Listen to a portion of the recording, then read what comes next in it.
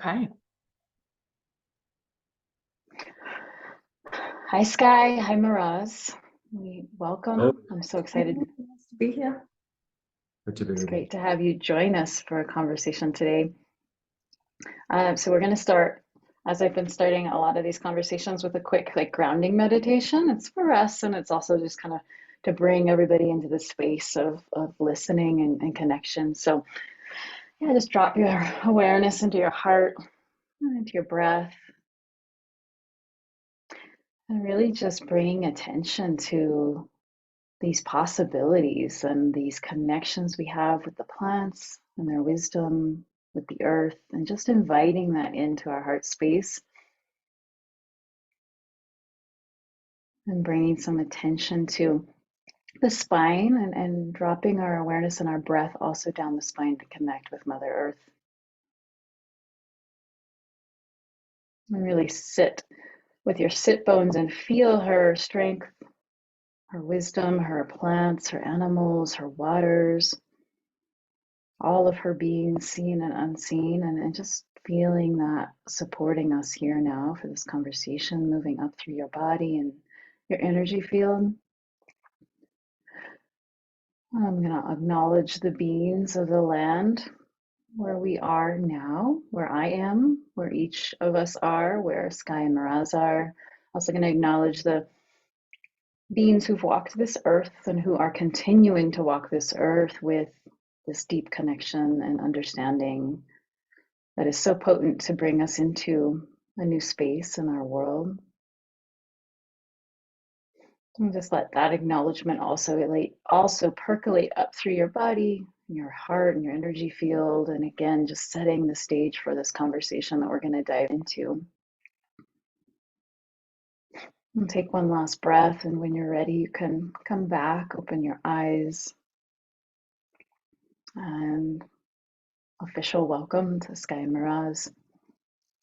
They're joining us from Australia, and they have a little one in the background that they will be attending to. He's sleeping, so um, we will see how long he sleeps, and we'll navigate around it if anything arises. So I'm going to speak Flexible. about an intro. Yeah.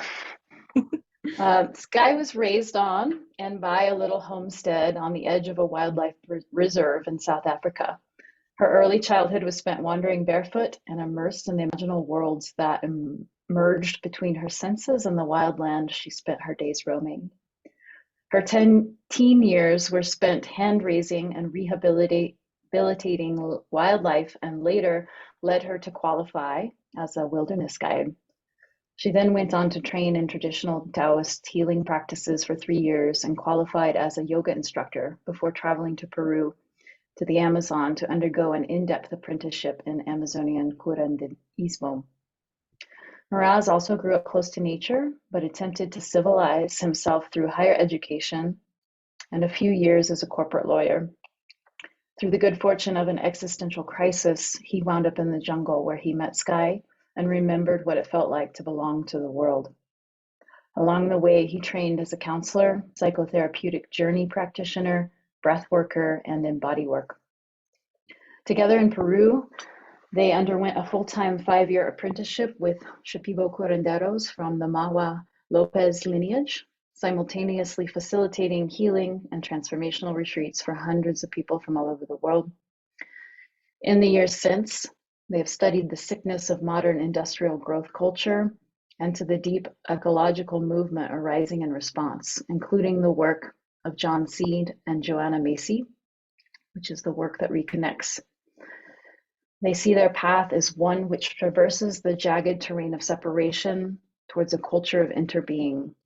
To this end, they now apprentice themselves to the wild, multiform sentience of the land, to the lyrebirds, the mushrooms, the passion flowers, to the humans that remember what it is to belong, to the old growth. That's such a beautiful introduction. Yeah. Thanks for Is there Yeah, it's so much in that in of itself. We could just talk about that for the next hour. So we'll get into little tidbits here and there, and see where it goes. So my first question was, where and how did you meet plants? First as medicine, as teachers? Sure. So I think my first serious introduction would be when we undertook our apprenticeship in the jungle, with the Shipibo tradition of curanderismo. But actually, for me, one time many years before, when I was in an Amsterdam hotel room and took a bunch of mushrooms, and you proceeded to sort of blast off in this catharsis of anguish and ecstasy and sort of organismic unfoldment, for 7 hours, cackling and weeping. You know, at the end of that, I thought to myself that there's something else going on here with these mushrooms. And that was a kind of, I suppose, revelation for me that there was other than human intelligences out there that had a lot of real things to say about the nature of reality and the nature of the self, and that had a lot to teach me about unfolding the soul. So funnily enough, that was my introduction, I would say. And then, yeah, as I said, when I went to the jungle, it turned into a much more deeper and structured teaching relationship, you know. So yeah. Yeah, and for me, growing up in South Africa, my mum was a herbalist, had her own herbal apothecary named Fever Tree.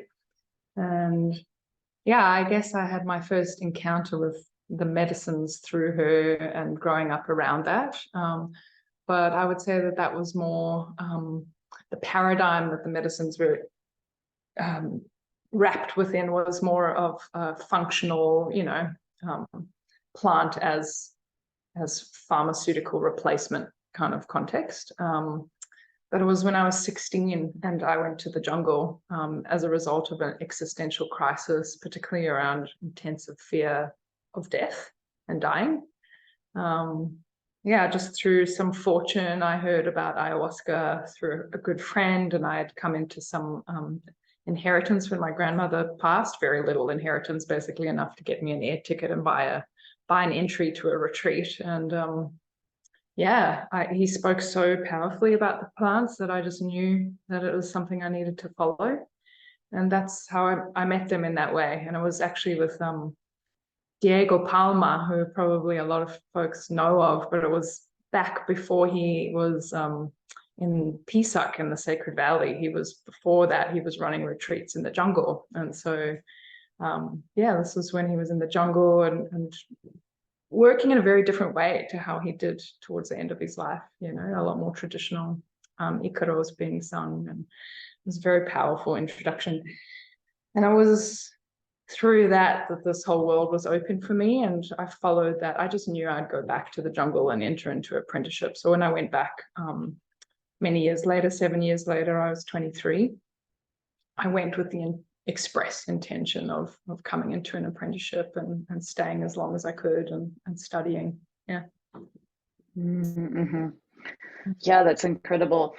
I think there's a lot of people with Miraz's experience of like, yeah, I took these psychedelics in the middle of an apartment in a city and I had no idea what I was getting myself into. And, you know, the unfolding that happens after that is pretty profound. And so it sounds like, Skye, with your first experience, which I can't imagine being 16, like that's just beyond my capabilities. But a lot of people do get introduced at really young ages, but particularly to go to the jungle to work with her. You know, I'm wondering, was that experience pretty transformative? Like, did it really start something new or initiate you into some path, or you knew then that you were going to return?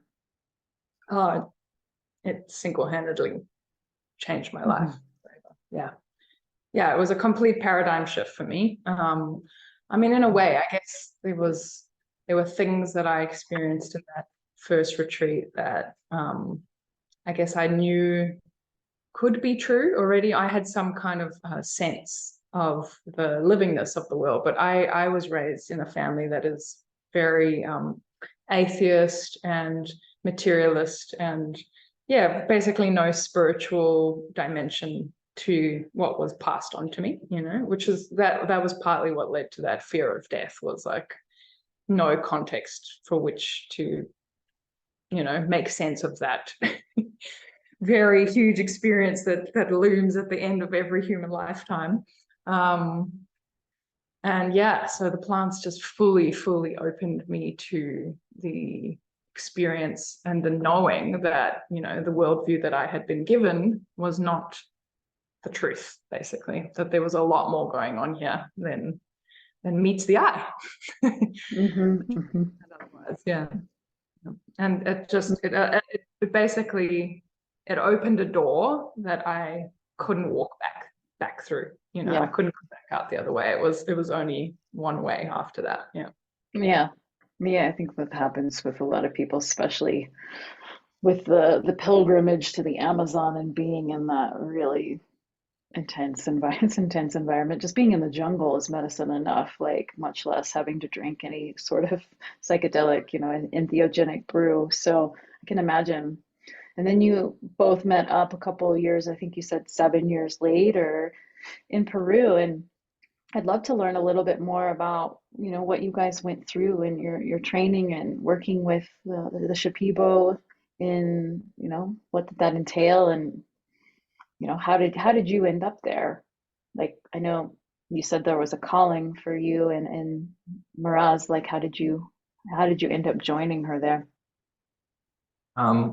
Well, my story is, I think, a little less romantic and poetic than Skye's. I was working as a corporate lawyer in Australia, and I was in a state of kind of more or less pervasive despair and alienation. Although I might not have articulated it to myself at the time, I was depressed, you might say, clinically depressed. And yeah, my life just wasn't making sense. And I was experiencing a kind of deep loss of meaning, and a kind of, yeah, like, I think despair is probably the word, existential anguish or despair. I just didn't know what the point of living was.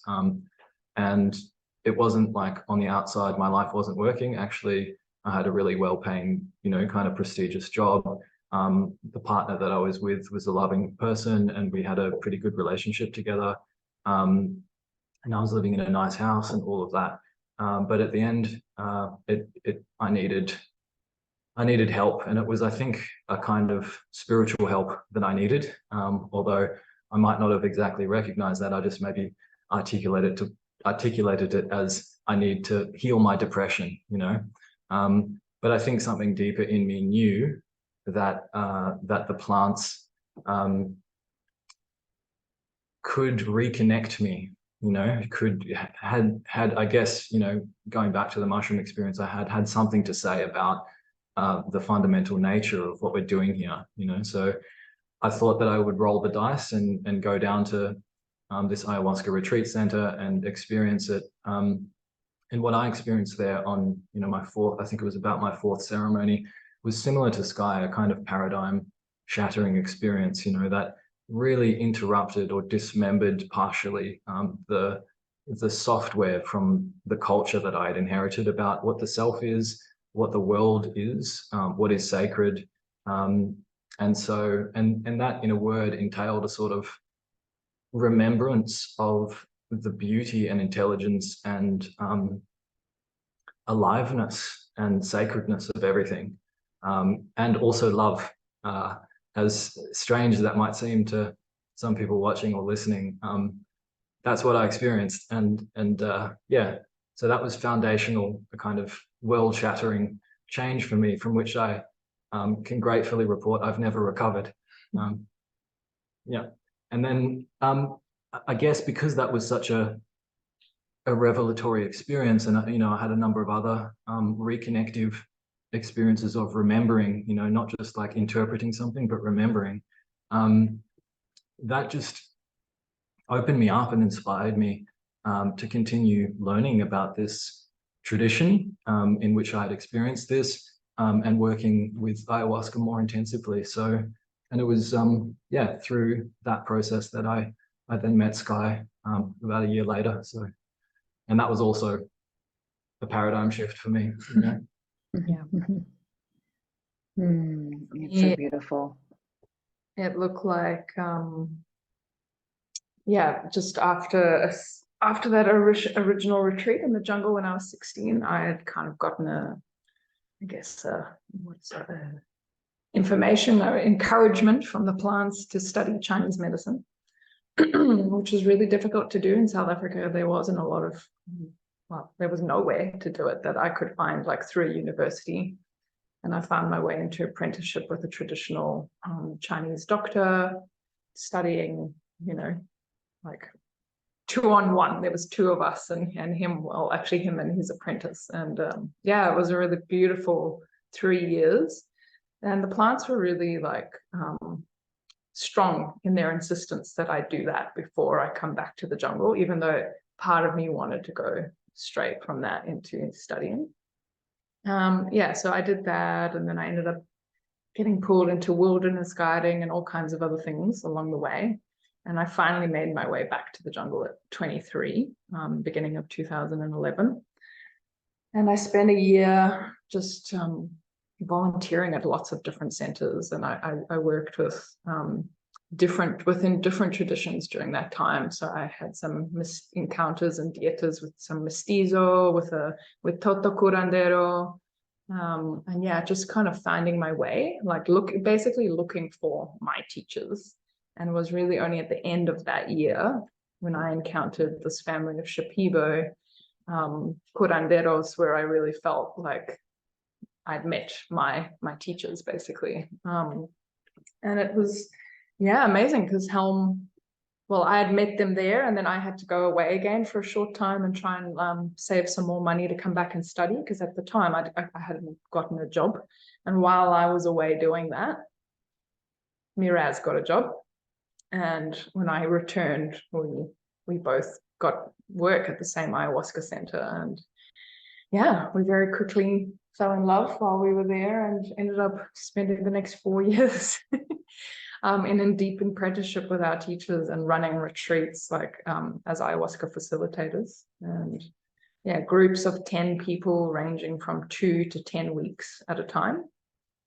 And during that time, we would drink ayahuasca every second night with the participants to kind of support the energy in the ceremonial space. And the apprenticeship involved, I mean, so many different things. Obviously, part of it was learning how to facilitate ceremonies. So it started off slow. You know, our teachers were, you know, encouraging us to do dietas whenever we could, as often as we could, and, you know, teaching us ikaros and, you know, all of that kind of, you know, the tools of energetic tools of facilitating ceremony, and then giving us more and more space as time went on, to the point where at times towards the end of our time there, they would do very little and let us hold most of the ceremony. And yeah, so it was a very progressive deepening in that way, and obviously witnessing all the different kinds of mischief that unfolds in ceremony, and then them giving us opportunity to step in and yeah, deal with that trouble under their guidance, you know. So that was obviously a major part of it. And then, of course, also our role in that was to support participants and, you know, walk them to the toilet and change their underwear if they needed it, or, you know, clean up the vomit or whatever but also was necessary. But also to kind of be, you know, spiritual friends, I suppose, in a time of a bardo intense transition for most of the people that came down there. So yeah, I mean, we were facilitators of the retreat, so we were with the people 24/7 in a very strong support role, emotionally, psychically, you know, on all levels, as well as just supporting in ceremony. Yeah, that's the herbalism aspect of it, just learning about the plants. So we would shadow our teachers in the consultations that they had with retreat participants and see what plants that they were recommending for the particular maladies that they diagnosed, and then they would instruct us on how to prepare the plants, and so we would do a lot of the medicine preparation under their guidance. Yeah, and I really love that, and I miss that, going down to the witches market, witches alley at the Berlin market, and picking plants, and Or going mixing harvesting. them together, going harvesting, wild harvesting. So Yeah. It's a pretty profound and somewhat unique experience to be that immersed in not only people's processes who are coming down there for healing, but in the apprenticeship as well. I've spent some time also volunteering at retreat centers and supporting in the intensity, and doing that for 4 years. Like, it's a little bit of a, pressing the fast track button. Like, you're gonna learn, we're just gonna keep throwing you in right into the middle of it, and that's the way that it goes. So that's pretty cool. And I'm sure it was filled, like you said, with lots of you called it mischief, but like learning all the ropes of how it works down in the jungle, because it's a very different worldview and a very different way of holding reality. Absolutely. Yeah. And people from all kinds of different places in the world, and coming down for really different reasons, everything from spiritual seekers to thrill seekers, unfortunately, towards the end, but then also a bunch of really unwell people, physically unwell, emotionally unwell, looking really coming with very sincere reasons to seek the medicine of the plants. And it was really a privilege to be able to participate in the healing process of so many people, like hundreds of people over that time. Different lengths, like some of the retreats that we ran were 10 weeks long. So to be with this group of people undergoing such deep healing work over 10 weeks is, I don't actually know many centers that do retreats that long. So that's incredible. The next question I wanted to ask was, it's a big question, so I'm like, well, we'll take it slow, or you can dive right in. But this time with dieting and living in the jungle, working with people, apprenticing, learning about and being immersed in the culture of the Shipibo, I'm just wondering how that experience and those cosmologies and ways of experiencing the world started to shift your perspective on what it means to be human. I know it did, obviously, and if you could speak a little bit to that, it would be awesome to hear. Okay, so for me, I think one of the things that that happened was, as I was saying before, with my kind of awakening experience that I had early on, was a sort of interruption or dismemberment of the programs that I had been culturally imprinted with from living in where I was living in modern culture. And those programs have a lot to do with, coming to your question of what it means to be human. I think it's Charles Eisenstein who talks about how each culture has a set of kind of stories and assumptions that tell us what it means to be human, what the purpose or absence of purpose of life is, where we come from, where we're going, what this is all about, and what the world is, what is sacred. So for me, I feel like there was an initial interruption of those programs, because what I was taught to believe or assume about reality was just at a really high level. The self is separate from the rest of the world. The self as a human does not belong to the world. The world is not the source of sacredness or inherent meaning necessarily. If there's sacredness to be found or meaning, it's elsewhere. It's either in a spiritual kind of elevated dimension, or it's in the realm of the mind, So it's like this Descartesian or Cartesian split between the body and the mind on the kind of secular level, and then on the religious level, it manifests as this dualism between this earthly realm of profane, sinful, think of Garden of Eden, the fall and that kind of thing, and versus this transcendent, immortal realm, which is where real life is happening. So either way, there's a denigration, a very, very subtle, insidious, and totally assumed that the world is a kind of not quite real. This is not where meaning and sacredness is. So that's the kind of high level building blocks of the program that I feel was really interrupted when I went down there. And so ayahuasca helped me to not only interrupt that, but also to remember what is already inside of us, which is our inherited history of deep, profound relationship with the so-called natural world, which is just our extended body in reality. But for more than 95 or 99% of our history, we have been deeply relational beings of necessity. So it's in us already, So I feel that ayahuasca helped to remember what is already there, as well as dismembering the programs which prevented me from understanding what was already there. And then so that was almost like a kind of seed experience. And then I feel that the immersion within the Shipibo culture helped that seed to germinate a little bit. It protected it, because the Shipibo culture is what we call a living earth framework, or an animistic culture.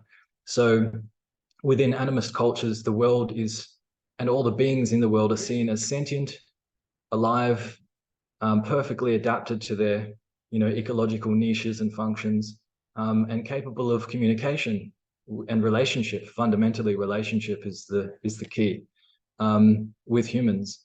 So that was just such a gift, to have that combination of entheogenic kind of thunderbolt remembrance, with this culture that actually had a place for that afterwards. That I wasn't just going back into the beige doom-filled suburbs of wherever in Australia immediately. So I feel incredibly privileged to have been able to spend time in that way, immersed, just given the permission to go, you can make a relationship with that tree for real, because actually there is sentience, there is soul, there is intelligence there.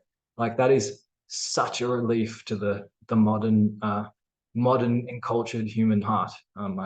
So I'm sure you understand the gist of what I'm saying. Yeah, no, it's such a gift, like you said, to be able to stay in that culture. I came down to the Amazon for my first time and had a very profound experience, probably my third journey, also similar.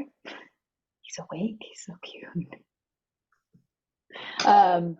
Where I opened up into, just one aspect of what was happening, right, was that whole field of love, and then, like, that remembrance and that embodiment. And I had been working in the environmental field, and I was always connected with nature, and like really trying to understand, like, what was going on, what was wrong, like, why weren't people getting it? Like, that's where I came down to the jungle. Like, I don't understand why people don't get caring for the earth. That was, what I thought.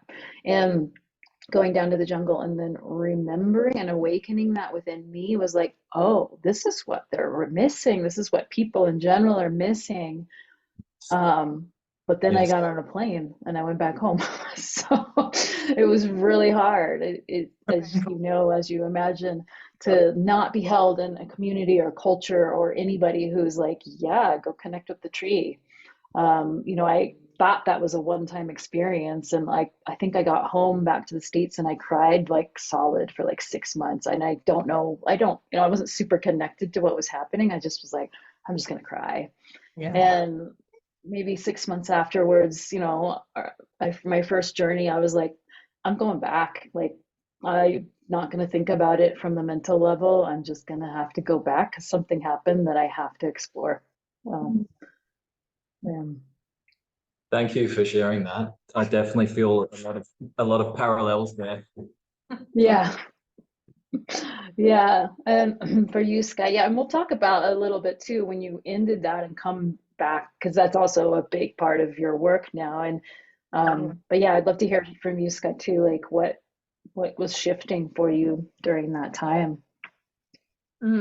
Yeah, I mean, super similar, obviously, to what Miraz was saying, but yeah, again, just having come from a very nature-connected childhood, but also this very strong belief system of that he outlined, you know, the rationalist, materialist, individualist worldview, and all that it entails. I feel like it was, you know, just being down there, the combination of the medicines, the Shipibo culture, and Dieta, really, you know, like I feel like Dieta and the animist culture surrounding the practice of Dieta was really what kind of brought home a lot of the seeds that the medicine gave. Like I feel like a lot of people kind of have that experience of working with the entheogens and the gates open, and they have that experience of the aliveness. And then, you know, when the experience passes, it's so easy to just feel like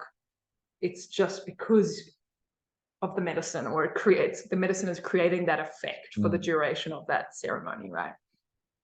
So there was something very powerful about working with these plants that do widen those gates and do, you know, reconnect you in a very visceral, embodied way to the sense of a living world. And then, as Miraz was saying, like the Shipibo culture, you know, coming out of that ceremony, and, you know, people just very casually talking around you, like, oh yeah, and this plant said this, and so I'm going to go do that, and oh, it told me I should be taking more of this and doing less of that, you know. And it's like no one misses a beat. It's just so part of the daily conversation, you know, that it's just very normalized in a day-to-day way. It's like the water that you're swimming in, and it really allows you to draw forward those pieces that it feels difficult to bring them out of the ceremony in Western cultural context. And then to further that, you know, our teachers giving us this practice of dieta, master plant dieta specifically, where we're entering into isolation and silence, and, you know, focusing intently on building deep relationship energetically, internally, through the dream, you know, in the imaginal, and like learning everything that we can and that these plants are willing to teach us in that time. Like to have that context, those medicines, and then this practice, like the three together, it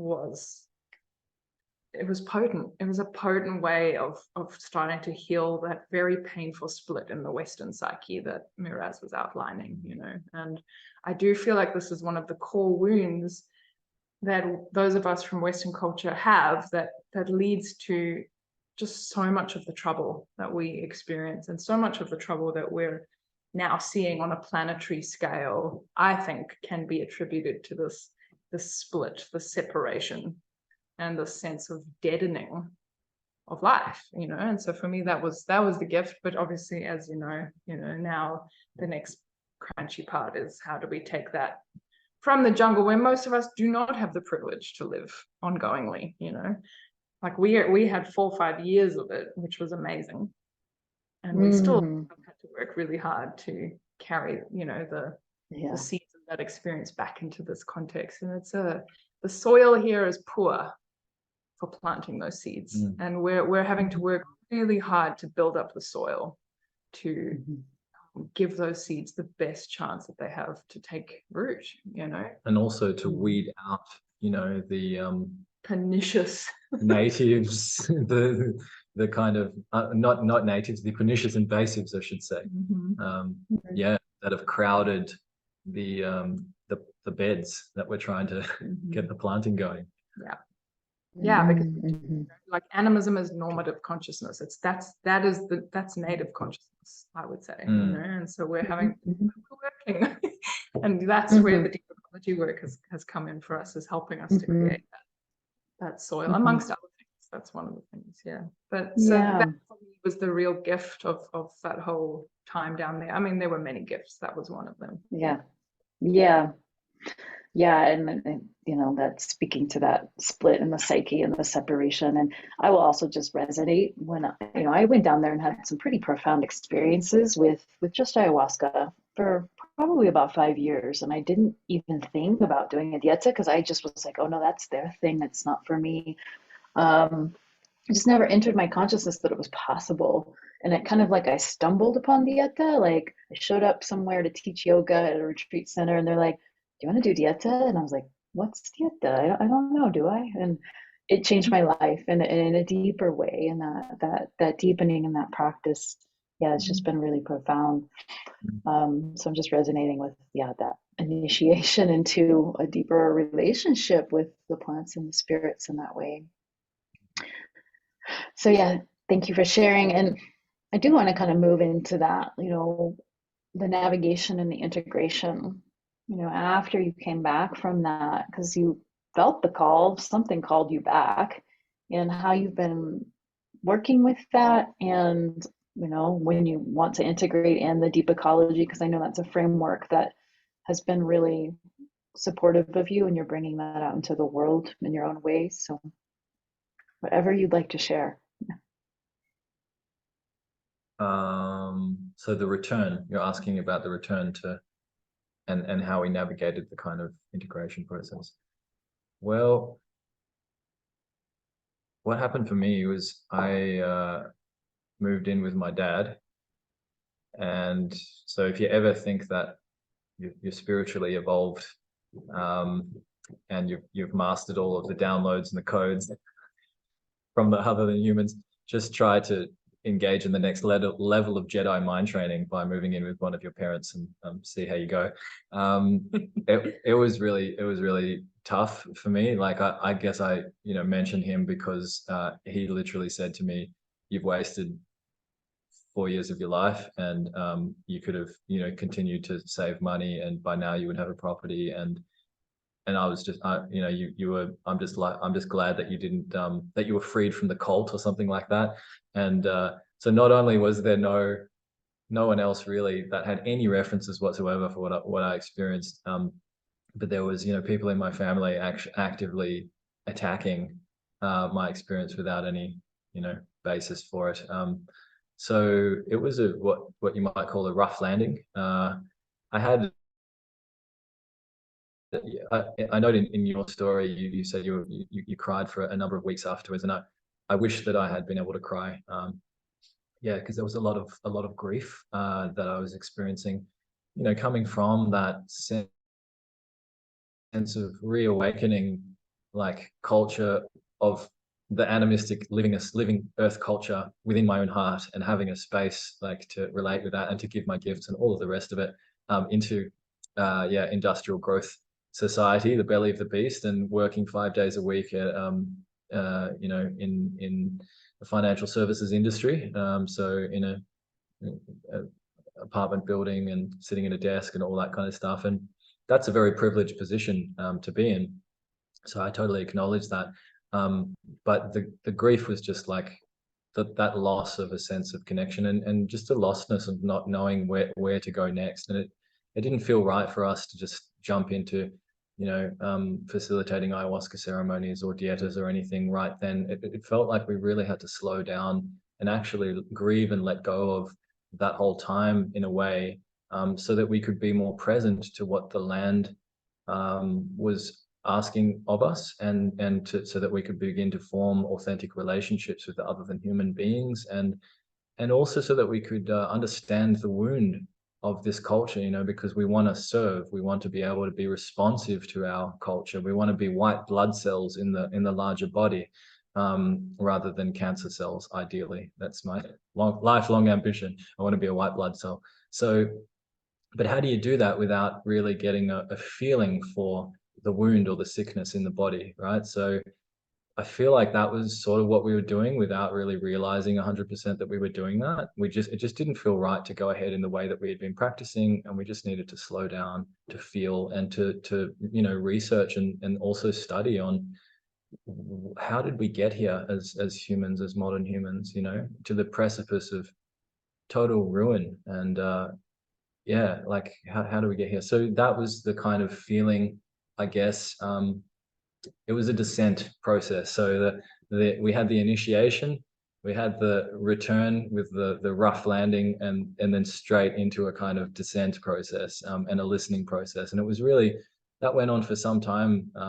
And I'm not saying that there was no experiences of connection, or we didn't do any practices, or, you know, we completely forgot everything. It wasn't like that. Within that cycle, there was moments of clarity and remembrance and connection, all of that. But the overall arc of our return was characterized by a pretty gnarly descent. And then it was when we encountered deep ecology at the kind of, you know, at the depth of that descent process. We encountered deep ecology, and that was like a key for us, and it opened us up into the next step on our journey. So did you want to say anything else on that? Yeah. Yeah, it's been, you know, it's been 7 years now since we left Peru. And as Miraz has outlined, there's been lots of different aspects to that journey in the last 7 years. That rough entry, which looked actually a little bit different for both of us, because we were actually through visa requirements around Australia. We were forced into separation for a little while. So Miraz was living with his dad, and I was back home in South Africa, actually having really profound experiences of facilitating the work for my community. And yeah, just it almost felt like the next layer of my apprenticeship in a way, which made it even, you know, which made Miraz's descent even more difficult, because he was with his dad while I was experiencing, I guess, a level of opening in the work. And so my descent started 6 months later when I arrived in Australia. And partly because we didn't know anyone, and the land was totally new. And, you know, like this work, as you know, like the power of the work, the potency of the work is very deeply informed by the relationships that you have with the plants and the spirits of place. And plant, you know, like of course we carry our dietas from the jungle wherever we are, but also curanderismo is deeply embedded to place. And it didn't feel right. It didn't feel right for, like, we know a lot of other people who have done far less training than us, coming and just going for it and doing, you know, one-off ceremonies with 40 people and making tons of money and, you know, traveling the world. And that's just it's just never sat right for us, that way of working. And yeah, as Miraz said, like there was some deeper pull to just let it all go. It was almost like, can you be okay without all of this stuff? Like, what else is here? You know, like, because I think we also both noticed that there was some kind of holding or fixation to both the role of facilitating, which is a whole podcast in itself, all the traps that come with the role of being the facilitator, right? Or the person who provides medicine. Plenty of sticky ego games there. Yeah, and we saw them, and we didn't actually want any part in that. Like, we didn't want to feed that. So that was one aspect. The other aspect was this strong knowing that this medicine needs to be embedded in bioregional connection, and we want to give time to that connection. And then another piece, I guess, was just this instinctual knowing that there was a dying process that needed to happen there.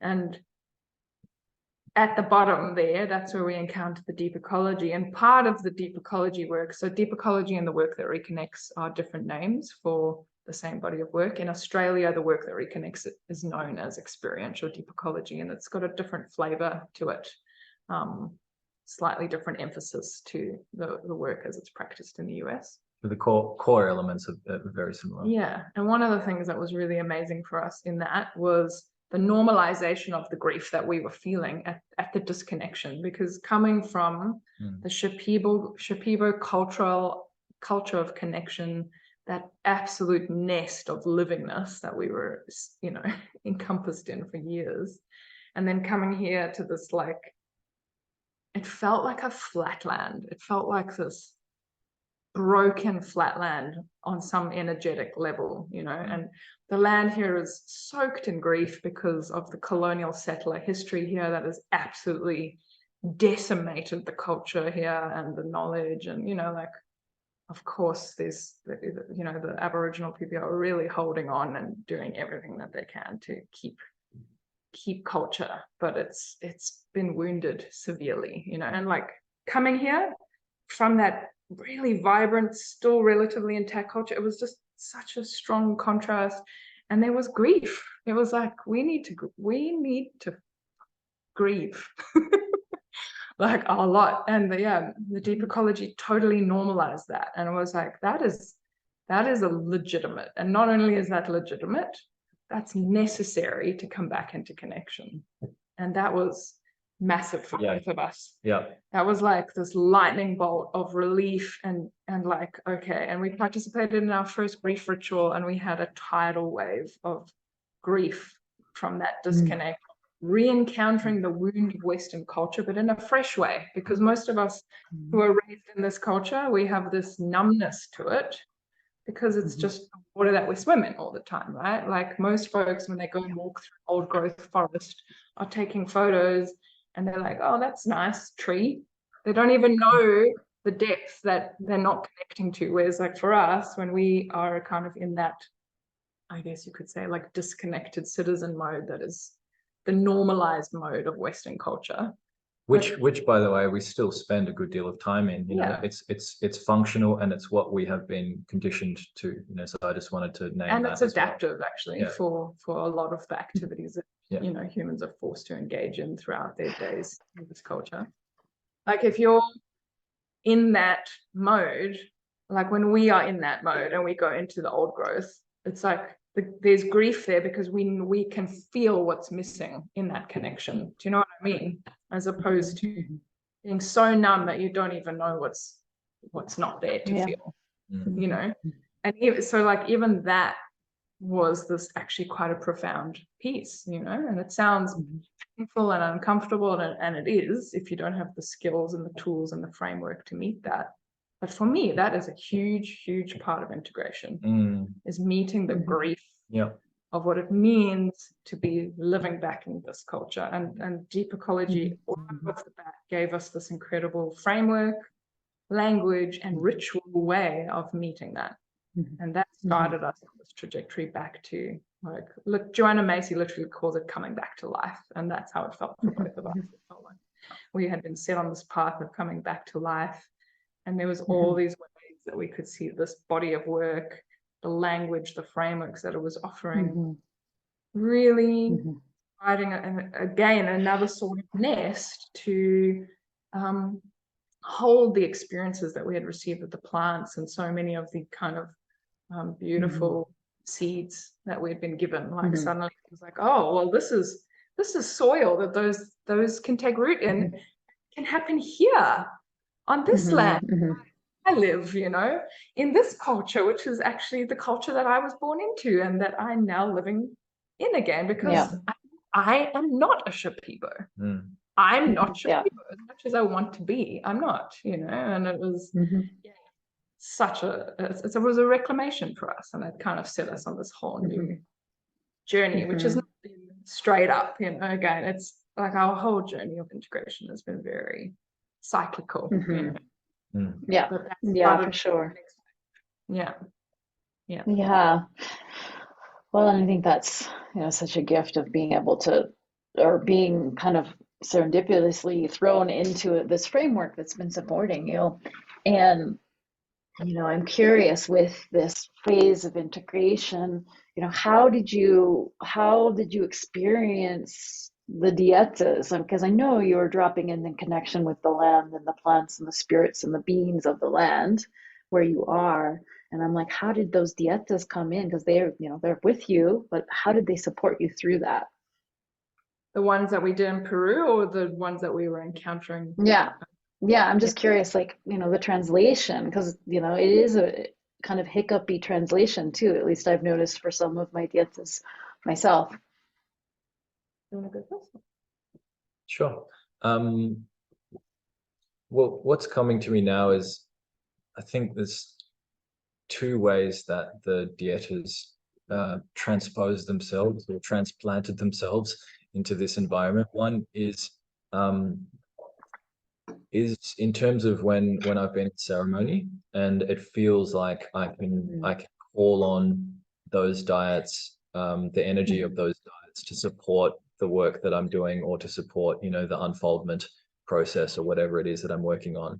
The other way is in the sense of, it's like relationality. The dieta is a process of deep relationship building or relationality, and so I feel like having that as such a dedicated practice for so long, I mean, relatively very short compared to what a traditional a training for a curandero would have been in the Shipibo culture a long time ago, but still practicing in that dedicated way, I feel strengthened the energetic infrastructure or the channels of relationship, and so that for me, I think, helped me to be more receptive to the energies of the sentience of the plants here, or and the mushrooms here.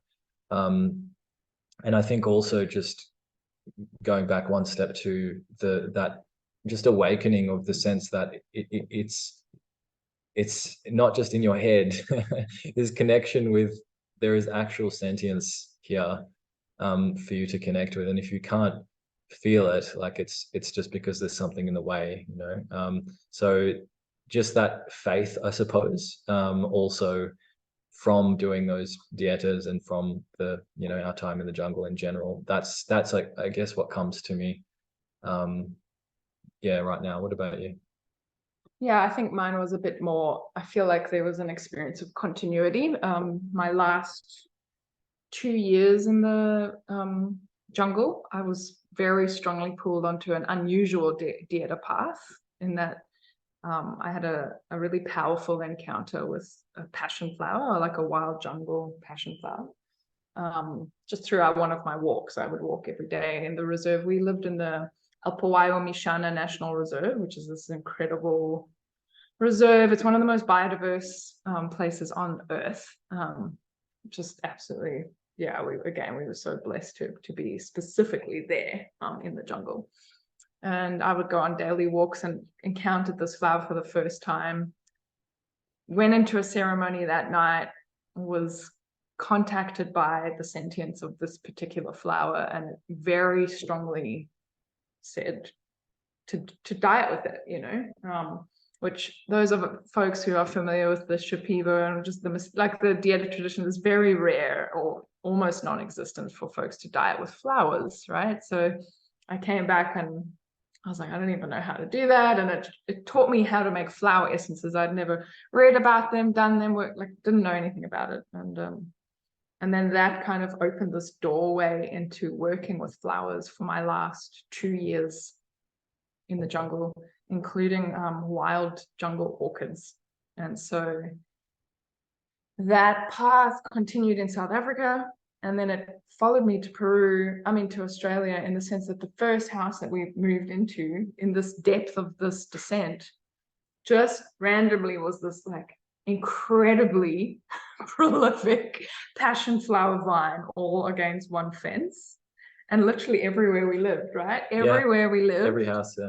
Without me planting it, there was a pre-existing passion flower. And so That's I feel amazing. a really strong thread of this, and it would come to me in my dreams a lot, and I really feel like that was a massive support in that transition. And now I am completely in love with the native orchids that grow here. Like, to the point where just a few weeks ago I had this rapturous experience where I found an orchid that I've been looking for 2 years. I've been hunting this particular wine-lipped spider orchid that I just have not been able to find because they're very rare. And I encountered this old couple in their 80s who are like mad about orchids, and they pointed the way to this little colony of them, and I just burst into tears as soon as I saw them, and I wanted to fall to my knees, but I had a baby on my back and I didn't feel like I didn't feel like these folks would be able to handle that level of rapture. I love it. Them a little bit. So I held it in, but like I feel like that thread has really stayed with me. Like the flowers have not stopped talking to me. And sometimes it's resulted in full on bioregional dietas, like dietas with local plants here. And it's more of an attunement where I'm just literally meeting them in the landscape as they come to being at different times of the year, and I just adore them. I feel devoted, and through that they kind of come into my dreams, or just they uplift me on a daily basis. Like Miraz can attest, I go out orchid hunting in orchid season. I go out orchid hunting at every moment I can, and I feel alive. I feel so alive and enlivened by their existence. Just knowing that it's like I live in a world that orchids, It's incredible, that Fabulous. depth of connection and devotion and awe and reverence and sacredness that can come through, in these connections. It's so powerful. And it feels like a very thank you for sharing. thread of that work. Like, you're probably familiar with from your time in the jungle. It's like, like the work with the plants feels very feminine to me, but it's a very machismo culture, actually, like it's very, like power, man up, don't be weak, and like a lot of the men are the ones who are kind of leading it, even though our very own teachers, like the male teachers that we've had, have said women tend to have like deeper connections with the plants by their nature. Their nature and the way that the women move is the same way that the plants move. That's what our Shipibo teacher specifically. We're non-linear in the same way, and so we get plants, and yet it's still very masculine oriented. And so I felt like the plants pulling me onto the flower path was a way of breaking that mold. Gotcha. It's amazing that he said that, because there's so many, experiences I've had in the jungle where that would be a bit outside the comfort zone of teaching and sharing to come into that realization and to share that. So, and I think the question I was going to ask, and you answered it quite a bit, but like for you two, it's very clear about like how this work and these plants inform, your work in the world. And I'm curious, like for other people, you might have some sort of suggestion of, how can they tap in? How can they tap into these kind of experiences and this plant wisdom to help support them in finding something that is more aligned? Because I think a lot of people will have that big awakening of like, oh, I've been living completely out of alignment. And it's overwhelming to be like, I don't know what to do next. So I just wonder if there's anything you wanted to share on, connecting and creating something new.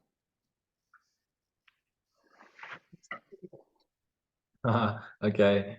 It's a difficult question to answer, I guess, in the abstract, as it were, because everybody's offering, if that's the word I can use, is going to be very unique to them. One thing that comes to me is that I guess I really draw a distinction between offering something that can be your livelihood, as a creative thing, versus just being creative and living the teachings, so to speak, or living in a way that's more aligned. So I think those two things are a bit different for me, but for a long time I feel like I probably conflated them. Apart from that, what comes to me is the feeling sense. Like I feel like we have to undergo, all of us in this culture, a kind of ecological reclamation of the self, and I think that does begin with the feeling sense that as I think James Hillman said, that the response of the heart to what is presented to the senses. So to learn how to like trust that, and to give that, to kind of re-educate that feeling sense, I feel is a really, really important and probably overlooked and understated thing to do. And then from that, I think that any authentic information about what is next and what should be created, for me anyway, that has to come through that channel. That it's the heart is an organ of perception. That's what I believe. And Stephen Buhner, who's a inspiration and a teacher of ours, has written extensively about that.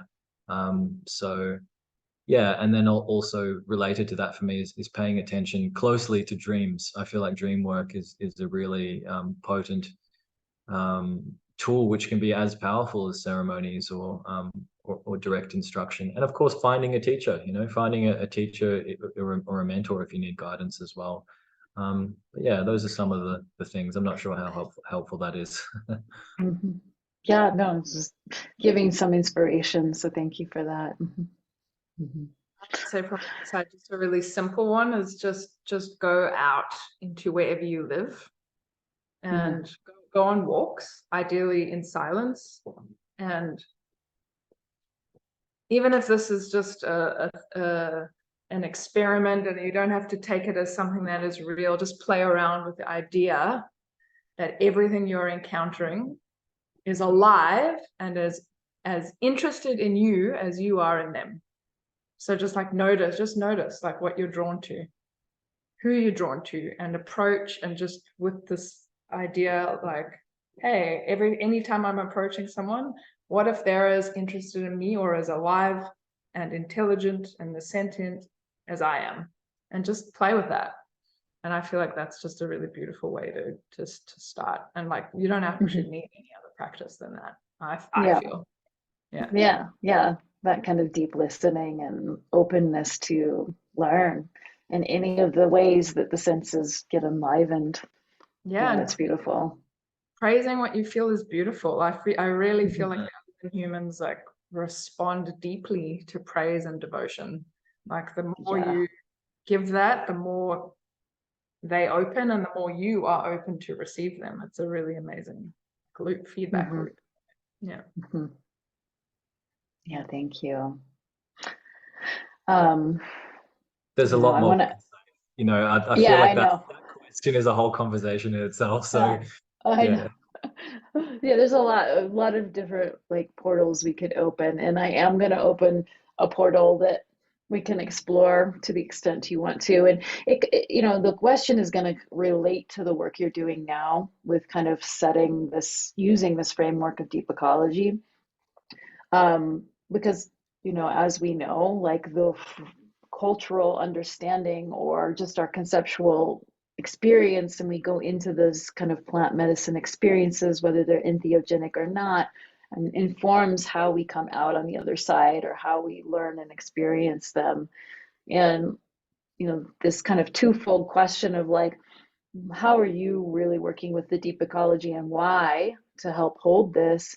And then two, this is the hot topic, but it is an important question of like, what is some of the concern with this increase in popularity of the plant medicines, and so many people turning to the plant medicines for healing at this time, and how do you navigate both of those, your work and then what's happening out in the bigger, wider world of healing.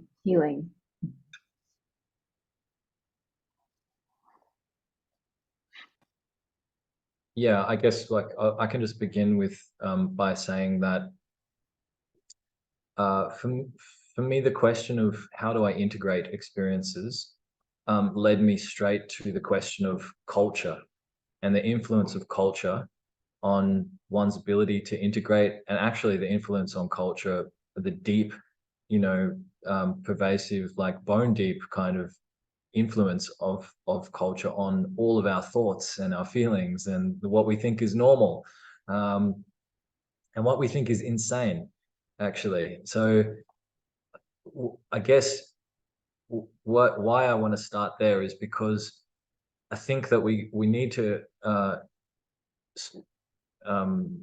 change our thinking about using plant medicines from this view that you can just use them in whatever culture and not give any thought to the programs of that culture or the conditioning or the software or the messaging from the culture, because that inevitably affects the use of something. So I think for us that there was that really hard realization there, that's why it's so hard to integrate, because if I have an experience, for example, of remembering divine love, or everything is alive, and I come back and then subtly in this pervasive messaging is everything is dead, everything is dead. Nothing matters. Nothing matters. What you take is a substance, and that has a chemical reaction, and then that's a hallucination that you have. Like, if that is the messaging, well, it's going to be so hard for me to integrate that. So I feel that yeah, that's how I want to kind of begin, is just say like the importance of cultural messaging, understanding the culture, and knowing that we need cultural change in order to embody or live or bring into the world to manifest these realizations or revelations that the plants reveal to us about the self and the nature of the world. We need cultural change. So that is my kind of answer to integration on one level. And so for us, part of culture is having language and conceptual frameworks, because that conditions our perception. That can soften the mind to not be as brittle or resistant to the embodiment of the transmissions that we receive. And it can also be a kind of place for the mind to land, so that it doesn't just spiral back into the dominant cultural messaging of de-animated, pointless, Richard Dawkins kind of reality. No offense to Richard Dawkins, but I just don't like that guy. So yeah, so that's where I'm going to start. I don't know. Go. What do you reckon? Nice one, dude. Richard, if you're watching, I mean that. Yeah, it's a really important question that I think a lot of folks tackling this question of integration aren't asking, that we've noticed. Like, what are the waters that you're integrating back into? And what assumptions have you carried into your medicine experiences and your dietas in the first place? I think so many folks think that it's just a kind of tabula rasa experience. Blank slate. We are just blank slates, and onto which we write experiences. And our time facilitating showed us time and time again that the assumptions that people come with really impact the experiences that they have in ceremony, but also on the other side. So yeah, there's that piece. I mean, there's so many practical aspects to good integration, like living in a good balanced kind of vitalist way, eat the right food, wake up with the sun, don't go on your screen too much, all of that good stuff.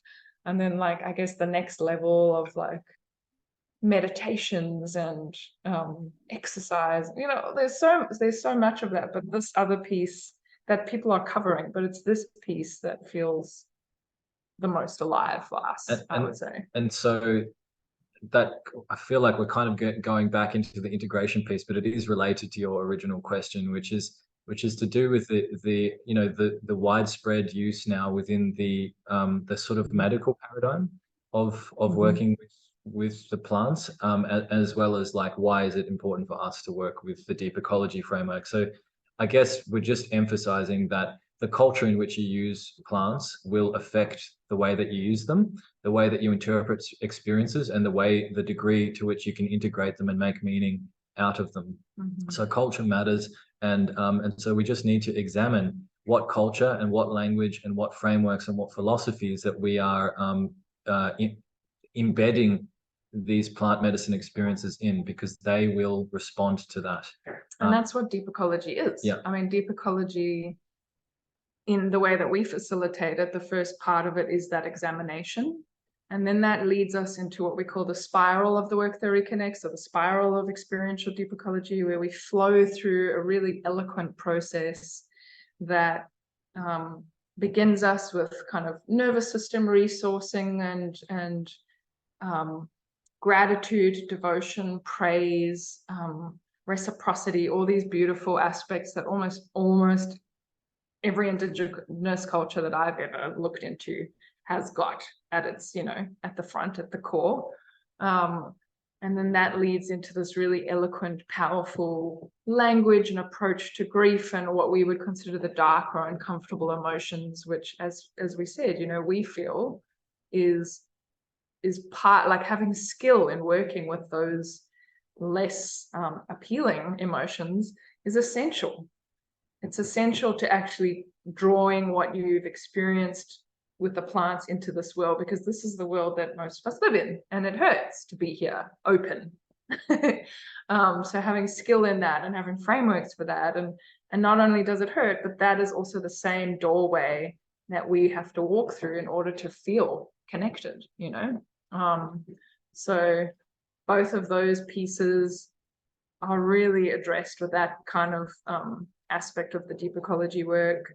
And then the rest of the work is all about giving different cosmology languages, frameworks for living Earth, but using a language that we can understand and that is somehow more acceptable to the Western mind, So the universe story and the deep time stories of Brian Thomas Swim and Thomas Berry and some of the others, and we revisit animism. We come to some of the kind of interbeing philosophies of Thich Nhat Hanh and the Zen traditions and some of the other kind of non-dual traditions and many other facets to this.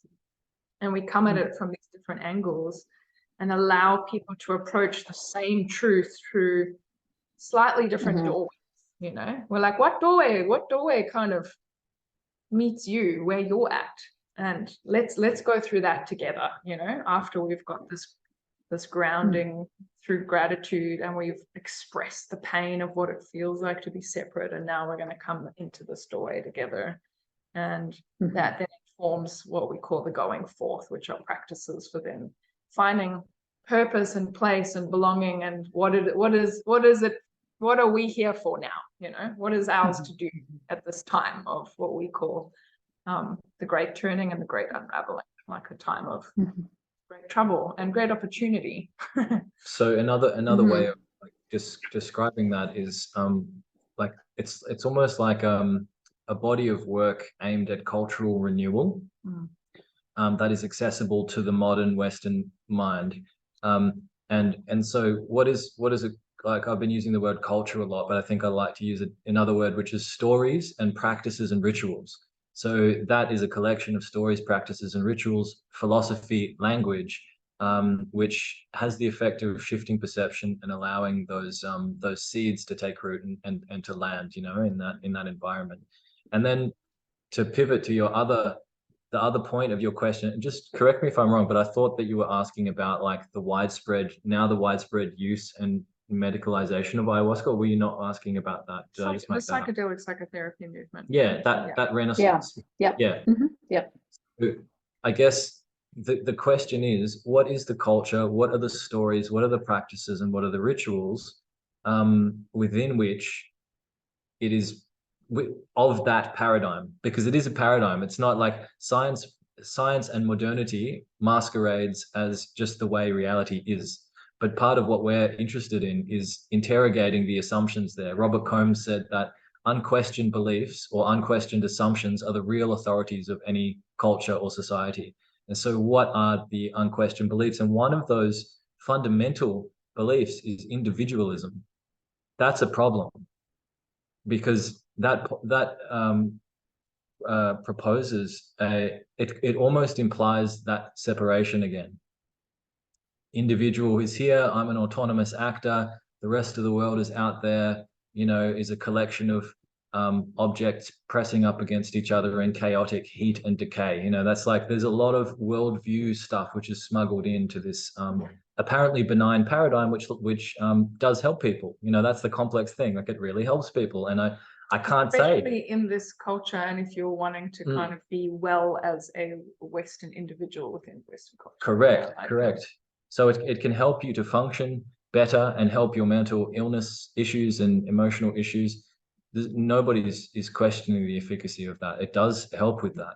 But I think if we leave out the question of is this the culture that we want? Like, are we happy with this culture? Well, what does it mean to be a well person in an insane culture or in an unwell culture?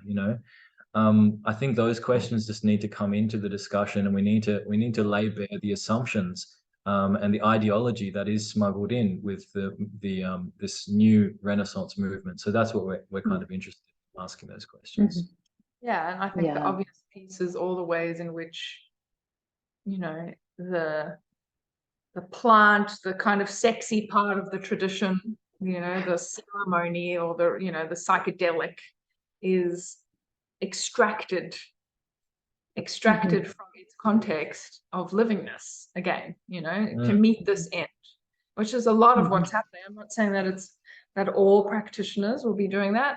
I personally know of some psychedelic psychotherapists who are also animists, who've had traditional training, like they exist, but they are, let's be honest, going to be in the minority. Like here in Australia, the people who are being legalized to practice are psychiatrists, not even psychotherapists. Like you have to be a full-on psychiatrist. And I find there's very few folks, I feel, who will be practicing in the way that would make me feel like it's doing justice to the really deep traditions that these medicines come from. And I feel grief. I feel actual grief around what's being lost. And of course, as Miraz said, the stuff also helps people. We know people who have been helped in their individual context, who've experienced their depression being lightened, and it's also, it's a non-linear system, and we don't know what's going to come out of this experiment. It could be something marvelous. So I'm not going to say, we can't say it's wrong necessarily. Like it's happening. But I see what's being cut out, and I feel like folks are really missing the piece that is actually the deep remedy for the cultural wound at the center. I feel like we need to move from beyond an individual me, myself, and my healing kind of a paradigm to ecological awakening, realizing what the self actually is, and our interbeing, in other words, with all that is. That's where the gold is. That's where the revolution is. The revolution is not in fixing my broken sense of self and making me a more well-functioning self. Yeah.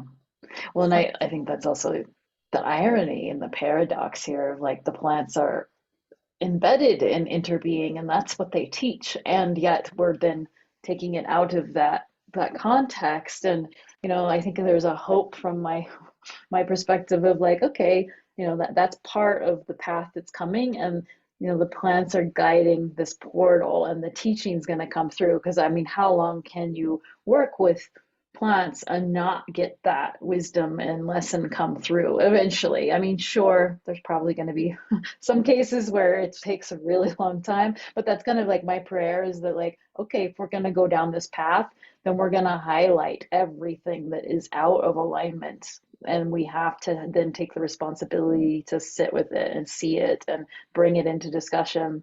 And I would definitely agree with you that I don't think there's a lot of questioning of what you said, called the waters we swim in, or the paradigm or the context. I don't think I see that very often myself. And rewriting, because that's the dominant story, and questioning that, it takes a level of conversation, a level of awareness, like you mentioned, languaging. It takes a lot to do that. So I'm so happy to hear about how you're working with that through the work that reconnects deep ecology, to give people something to land in. Yeah, and I want to say also, I totally resonate everything you just said, and I want to just also add that what we're talking about with deep ecology, that's been a framework that's we feel has been accessible to our Western minds, and just authentic to our upbringing. But what we're doing is not new, you know, where what like indigenous cultures all around the world have and still are to some extent, to varying degrees, embodying and holding space for and you know, living what we're trying to get back to in a sense, you know.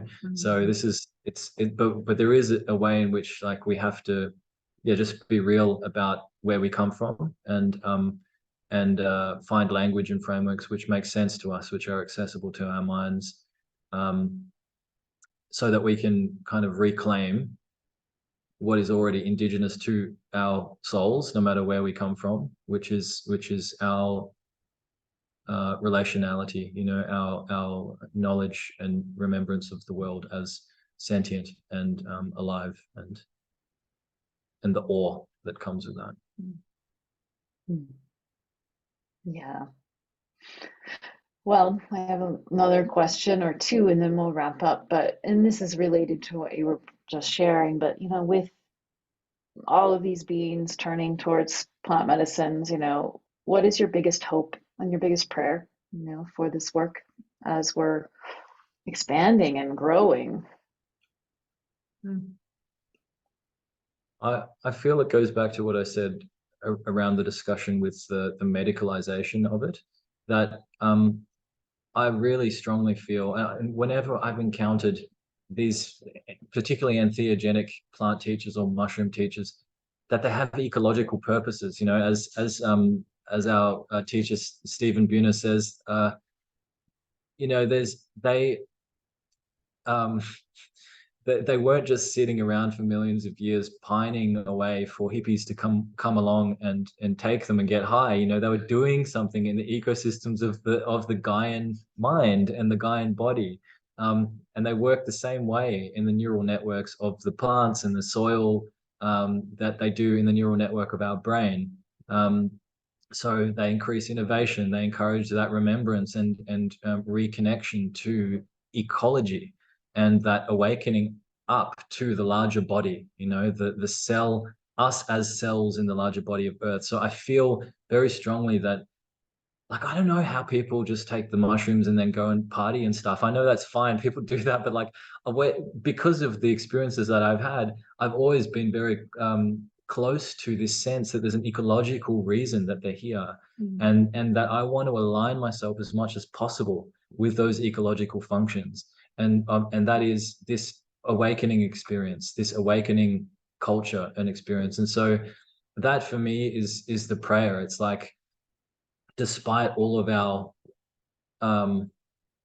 just illusions and distractions and the mayhem of the modern mind, like my prayer is that anyway we just wake up to that, the ecological reality, yeah, and celebrate the life that we have before we all pass away. Yeah, thank you. Yeah, I mean, same. Couldn't have said it better. Yeah. They're having some deep effect regardless of also what we plan or desire for it. And I think one of my longings is also to find ways to keep trusting something bigger and this and what I would like to see or not see. You know? There is that, of course, and then there's, I guess, the innate Buddhist part of me that wants to just go with, you know, what is. Yeah, trusting, you know, it's divine intelligence. There's something moving through, and we're along for the ride, and we can, you know, do what we can and be inspired and move with the plants, and they're learning from us too, I'm sure. So it's such a big mystery, and you know, I liked what you were sharing there too, Miraz. It's like, yeah, and enjoying this mystery that we're part of as much as we can through the intensities of all the emotions and the destruction and the crises. And it's just a miracle, you know, to be able to live and breathe and connect with these plant beings. That's what I'm excited about, is like, wow, like they have so much to offer, you know, for us humans. And Yeah. Yeah, Well, thank you so much. that we are miraculously part of something rather than nothing, right? As Mm. David Weiss says. Yeah. Yeah. Yeah. Yeah. Is there anything else you'd like to share that we didn't cover that's calling you right now?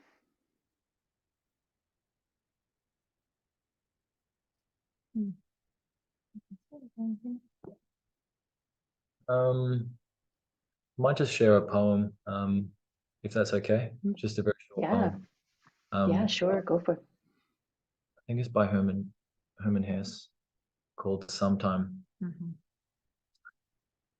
It just speaks to this kind of integration thing, you know.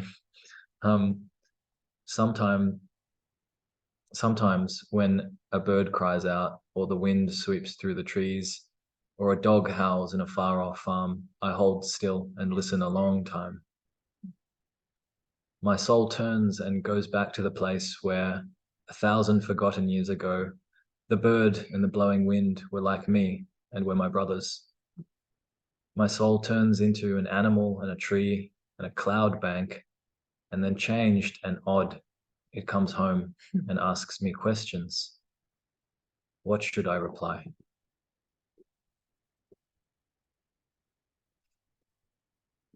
That's beautiful.